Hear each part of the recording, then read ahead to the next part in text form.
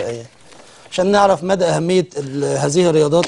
السيد الاستاذ مدير عام نادي الاسماعيلي في اطار زياره السيد جوزيف بلاتر بيقول نأمل من سيادتكم مشاركة ناديكم في مباراة استعراضية لمدة 20 دقيقة، وبيقول ان انتوا فريقكم من الفرق الافضل، والتجمع هيكون يوم الخميس 15/10 بنزل الشباب بالمنيا.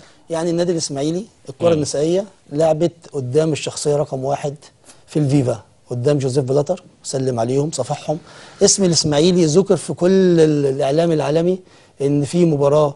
طبعا الكلام ده كان في ضمن على ملاعب مشروع الهدف اللي هي في 6 اكتوبر. ايوه. وحضرها جوزيف بلاتر وحضرها اعضاء الاتحاد المصري كلهم. وكانت حاجه مشرفه ان فريق الكره النسائيه النادي الاسماعيلي يلعب قدام جوزيف بلاتر، دي حاجه برضو حاجه كويسه. لعبه ثانيه نتكلم على البنتابول. البنتابول دي اللي هي الكره الخماسيه. خالد مخلص هو جايب لك تدريبات الكره النسائيه وانت بتتكلم. البنتابول عملتوا ايه؟ البنتابول الفريق صعد من الدرجه الثالثه للدرجه الثانيه للدوري الممتاز. هي البنتابول في مسابقه على مستوى الجمهوريه ولا مناطق؟ طبعا مستوى الجمهوريه. لا مناطق ولا على مستوى الجمهوريه؟ لا على مستوى الجمهوريه، دوري الجمهوريه. انتم متفوقين في اللعبه دي طبعا. عندنا كمال الاجسام، عندنا اكتر من 6 لاعبين اخذين المركز الاول على مستوى الجمهوريه، زي محمود حسن عبد الفتاح، محمد موسى، محمد رياض عوض، كريم حافظ محمود، محمد احمد خليل. ننتقل للعبه ثانيه زي الملاكمه، عندنا مدين عيسى قاسم، ده المركز الاول على مستوى الجمهوريه. الالعاب دي ما كانتش قبل مجلس نصر ابو الحسن؟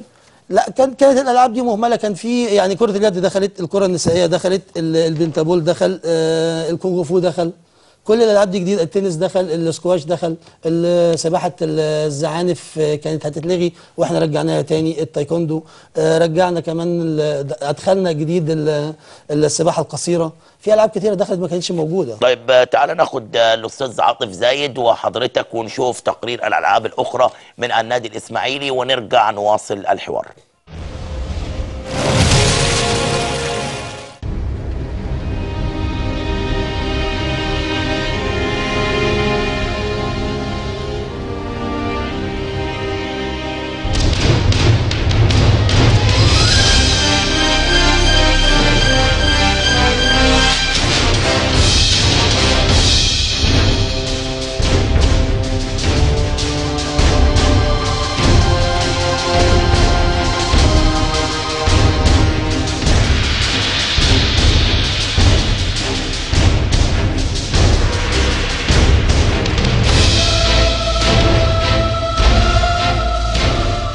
توفير الملابس والأدوات الرياضية والتعامل وفق الإمكانيات المتاحة كلها كلمات أكد عليها مدرب الألعاب الأخرى بالنادي الإسماعيلي